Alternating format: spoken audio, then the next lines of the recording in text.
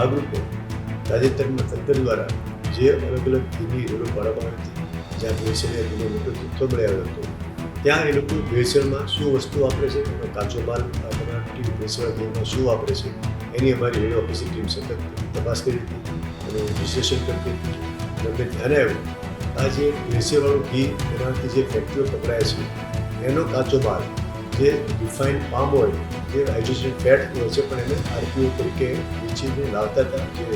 ડબ્બાઓમાં અથવા તો ટેન્કરમાં લાવતા હતા. તો આ જે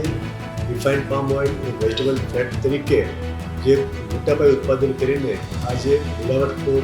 ઉત્પાદકો હતા અને જે વેચતા હતા એવી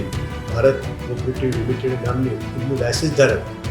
એક પેઢી ગાંધીધામ ખાતેથી આજે બોલો પાડ્યો, ત્યાંથી 4 નિર્ણય લેવામાં આવ્યા અને મોટો જથ્થો vegetable fat, refined palm oil અને અન્ય જે બ્રાન્ડના વનસ્પતિ હતા એ જપ્ત કરવામાં આવ્યા. સાથે સાથે જામનગર ખાતેથી ઈસ્ટર ટ્રેડિંગમાંથી લગભગ 6 લાખનું 200 પકડવામાં આવ્યું છે, ત્યાંથી પણ 4 પગલાં લેવામાં આવેલા છે. આમ ગઈકાલે અને આજે અમારી ટીમ દ્વારા લગભગ 1,40 લાખનો આ ઘીમાં ભેળસેળ માટેનો કાચો માલ અને પામ ઓઇલ અને ભેળસેળિયું ઘી જથ્થો પકડવામાં આવ્યો છે.